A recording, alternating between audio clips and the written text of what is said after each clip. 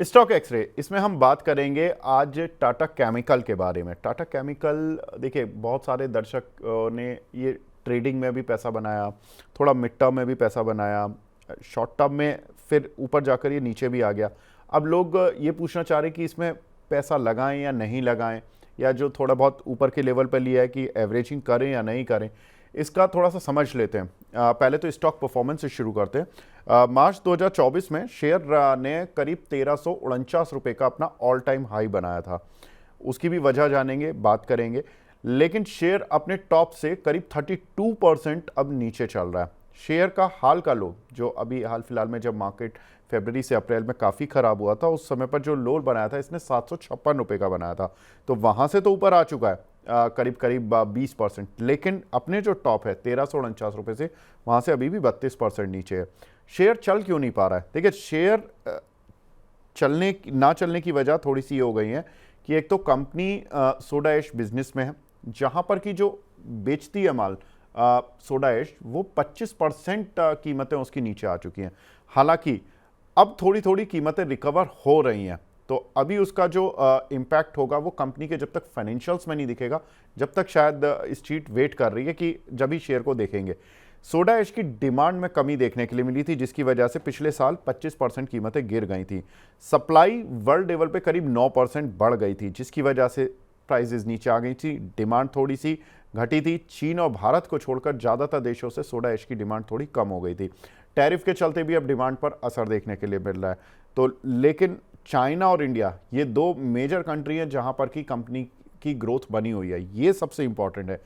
Q4 में FIIs ने भी थोड़े से शेयर बेच दिए थे, तो उस समय पर जो ये लो बना था तो वो थोड़ा सा इम्पैक्ट उसका भी देखने के लिए मिल सकता है, क्योंकि एफआईज ने अपना हिस्सा 13.6% से घटाकर 13.29% किया था।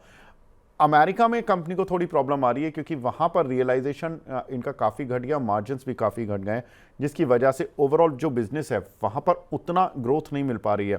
इनका रियलाइजेशन घटकर करीब $260 पर टन का हो गया, मार्जिन्स करीब $40 पर टन तक आ गए हैं अमेरिका में, जिसकी वजह से कंपनी थोड़ा सा प्रेशर में, शेयर अभी तक प्रेशर में देखने के लिए मिला। लेकिन अब आगे क्या प्रॉब्लम?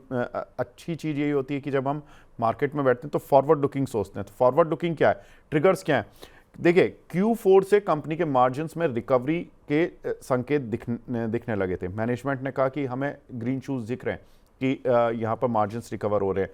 कंपनी का एक मीठापुर प्लांट है जहाँ पर कि क्षमता विस्तार कंपनी की पूरी हो चुकी है, जिसमें कि सोडा ऐश क्षमता करीब 230 किलो टन बढ़ाई है कंपनी ने। कंपनी का एक दूसरा प्रोडक्ट है बायकार, जहाँ पर की क्षमता कंपनी ने करीब 1.4 लाख टन बढ़ा दी है। यूके एक और इनका इंपॉर्टेंट मार्केट है, जहां पर कि इन्होंने एक नया प्लांट खोला है, फार्मा सॉल्ट प्लांट। यहाँ तो ये अपनी तरह का एक अलग प्लांट है। 70,000 टन इसकी क्षमता है। कंपनी कह रही है कि भाई देखो, Q1 में थोड़ा असर आएगा, फायदा मिलेगा इस प्लांट का शुरू होने का, लेकिन जो असली असर आएगा वो Q2 से देखने के लिए मिलेगा, जो नए प्लांट इन्होंने खोले। तो अब ये जो Q1 है, अब ये जून में समाप्त हो रहा है, तो इस क्वार्टर के नतीजों में हमें अगर सोडा ऐश की कीमतों में कुछ, रियलाइजेशन में, प्राइजेस में, डिमांड में कुछ अगर इम्पैक्ट दिखता है तो वो Q1 के नतीजों में आ जाएगा। लेकिन असली गेम Q2 से शुरू होगा मैनेजमेंट की कमेंट्री के अनुसार। गैस प्राइसिंग को पूरी तरह से कंपनी ने हेज कर रखा है। एक एनालिस्ट ने पूछा था इनसे एनालिस्ट मीट में कि भाई गैस की कीमतें बढ़ने से तो कंपनी को मार्जिन्स पे प्रेशर नहीं आ रहा? तो कंपनी ने कहा ऐसा कुछ नहीं है। हमारी जो गैस प्लांट जो हैं हमारे, जिससे हम सारा प्रोडक्ट बनाते हैं, तो गैस यूज़ करते हैं अपने प्लांट में हीटअप करने के लिए, तो वो जो गैस प्राइसिंग है वो पूरी तरह से हेज्ड है, तो हमें कोई प्रॉब्लम नहीं है। कैपेक्स पर कंपनी इस साल 550 से 600 करोड़ रुपए खर्च करने वाली है। देखिए, कंपनी की ईपीएस जो कि पिछला साल खराब रहा, 25% कीमतें गिर गई, सब कुछ खराब रहा, उसके हिसाब से तो ईपीएस करीब 9.25 आ रही थी और पी मल्टीपल 88 का आ रहा है। लेकिन जब भी प्राइजेस बढ़ते हैं और वैल्यूएशन जो प्रॉफिट बढ़ता है, तो एकदम से ईपीएस और पी मल्टीपल रेंज में आ जाते हैं। पी ईपीएस बढ़ जाती है, पी कम हो जाता है, तो वैल्यूएशन ठीक हो जाती है। शेयर की बुक वैल्यू ठीक है, लेकिन 850 रुपये, और वो भी टाटा समूह की कंपनी की जिसकी बुक वैल्यू 850 रुपये हो। तो इस पर जो राय है जियोजित की, वो तो कह रहे हैं कि होल्ड करके चलो, 984 आ जाएगा। हाल फिलहाल की ज़्यादा दिन पुरानी रिपोर्ट भी नहीं है उनकी।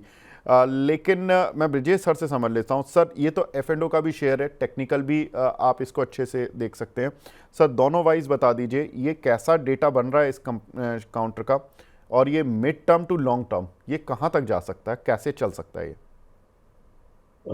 विवेक, मिड टू लॉन्ग टर्म के नजरिए से देखे तो मुझे लग रहा है 750 का जो लेवल है ये यहाँ पर इसको बेस बन चुका है। 750 का जो मल्टीपल सपोर्ट है, और जो हाल ही में जो एक सप्लाई आया था वो 1060 के आसपास आया था। 1050 1060 के लेवल से एक ब्रेकडाउन आया था देखने को।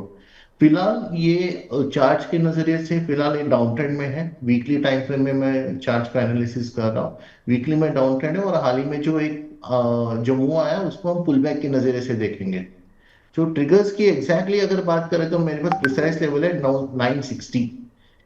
आने वाले दिनों में अगर ये स्टॉक फिर से 960 965 के ऊपर सस्टेन होता है और वहां पे वो स्टेबल होता है, तो मुझे लग रहा है कि ये फिर से धीरे धीरे तेजी की तरफ रुख कर सकता है और हम 1100 1150 की बात कर सकते हैं। व्यू पॉजिटिव रहेगा। अभी इमीडिएटली इसमें कुछ मोमेंटम नहीं ध्यान में आ रहा है। जो भी एक बाउंस है वो मुझे लग रहा है कि पुल बैक रैली है। अगर मुझे लोगों के पोजीशंस को होल्ड करना है तो उसको 960 के ऊपर उसको देखना होगा। यहाँ पे लोगों को लगता है कि यहाँ पे 960 पे थोड़ा सा सप्लाई आता है, थोड़ा ले बेच करें यहाँ पे।